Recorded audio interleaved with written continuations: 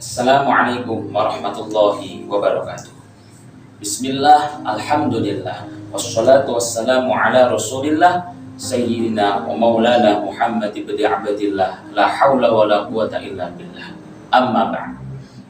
Dewan juri yang dimuliakan oleh Allah Subhanahu wa ta'ala, pergi ke Papua naik kendaraan. Walaupun sudah tua, ayo semangat belajar Al-Quran.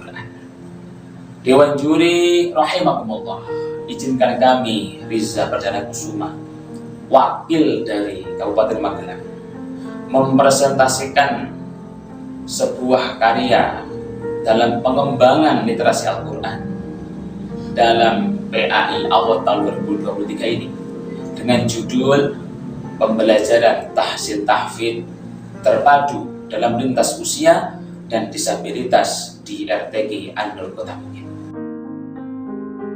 Dewan juri yang dimuliakan oleh Allah Subhanahu wa ta'ala, bahwa pembelajaran ini berawal dari sebuah kegelisahan dari orang-orang tua, simbah-simbah, bapak-bapak, ibu-ibu dari jamaah kami, yang ketika di masa tuanya, ketika organ-organ tubuhnya mulai tidak sekuat dulu, ketika masa tuanya beliau merasakan belum lancar membaca Al-Quran, belum secara kualitas belum baik bacaannya.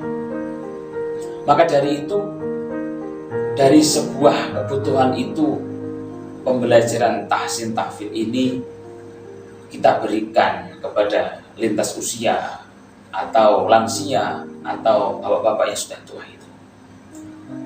Kemudian yang kedua, karena ada sebuah perspektif sudut pandang yang mengatakan bahwa belajar Al-Quran itu ketika kecil saja, ketika menginjak remaja sampai dewasa, pembelajaran ini sudah mulai ditinggalkan. Padahal kita tahu, padahal kita sering membaca hadisnya Nabi yang berbunyi, "Addibu auladakum ala salasati khisal, hubbi nabiyyikum wa ahli baiti wa qiraatul Qur'an." Didiklah anak-anakmu dengan 3 hal. Yang pertama, dengan cinta kepada Nabi Muhammad SAW. Yang kedua, cinta kepada ahlul bait. Kemudian yang ketiga, belajar Al-Quran. Hadis ini memberikan isyarah pembelajaran ini tidak ada batasnya. Pembelajaran Al-Quran ini tidak ada batasan-batasan usia tertentu, bahkan menyasar semua strata, baik itu anak yang sehat maupun disabilitas. Maka dari itu, ketika sebuah kegelisahan itu datang kepada kami memberikan solusi, kami memberikan jawaban. Kami katakan kepada beliau-beliau, kalau jenengan mau ngaji, syaratnya cuma 2. Yang pertama, bersungguh-sungguh, niat yang baik. Yang kedua, istiqomah. Hanya itu saja. Setelah berjalannya waktu, pembelajaran itu berlangsung hari, minggu, sampai berbulan-bulan. Setiap hari, setiap malam itu kami menemani bapak, ibu yang sudah lanjut usia untuk belajar Al-Quran. Yang sudah bisa membaca Al-Quran, kami simakkan, kami berikan pelajaran dengan Al-Quran. Ketika belum lancar, kami punya muqarrar ini, kitab yang buah, mulai dari jilid 1 sampai nanti selesai. Untuk menunjang kelancarannya ketika membaca Al-Quran, kami berikan muqarrar ini, kitab pegangan untuk belajar Al-Quran.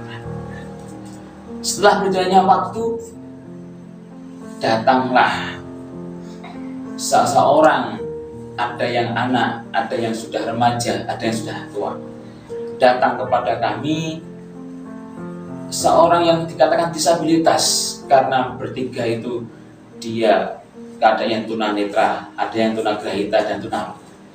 Datang kepada kami pengen ngaji seperti teman-teman yang lain, Pak. Akhirnya kami terima dengan catatan kamu ngajinya dengan saya di rumah saja, tidak usah di madrasah dengan teman-teman yang lain. Karena ini termasuk cara kami untuk melaksanakan pembelajaran secara tuntas, secara lengkap, dengan melokalisir, memisahkan antara yang disabilitas dengan yang teman-teman yang lain. Dewan Juri yang dimuliakan oleh Allah Subhanahu wa Ta'ala. Kenapa kami menerima disabilitas? Karena yang diajarkan adalah Al-Quran. Al-Quran itu syifa, obat. Siapa tahu dengan belajar Quran akan memberikan obat bagi mereka yang disabilitas. Yang kedua, apa itu mubarakun, memberkahi, memberikan kebaikan. Saya yakin Al-Quran ini akan memberikan kebaikan kepada siapapun yang mau belajar Al-Quran. Sederhananya, kami mengajarkan kebersamaan kami, baik yang anak-anak, baik yang orang tua, baik yang disabilitas, dengan dua metode. Yang pertama dengan talaki atau bandongan. Kami membacakan ayat, membacakan surat, kemudian anak-anak saat ini kami menirukan, dan itu berulang-ulang sampai mampu. Yang kedua, pelajaran secara sorogan. Setiap anak, setiap santri kami wajib setoran bacaan kepada kami. Yang belum Quran setoran yang buah, yang sudah Quran ya Al-Quran, yang tahfidz juga setoran tahfidz. Itulah pembelajaran secara double di tempat kami. Kami juga ada imtihan, ujian bagi setiap kenaikan yang mampu, yang mau naik ke jilid 1 ke jilid 2 dan ke atasnya. Itu juga imtihan tentang hafalan. Inilah serba-serbi RTQ An-Nur. Semoga ada manfaatnya. Dari saya, wallahul muwaffiq ila aqwamit thoriq. Wassalamualaikum warahmatullahi wabarakatuh.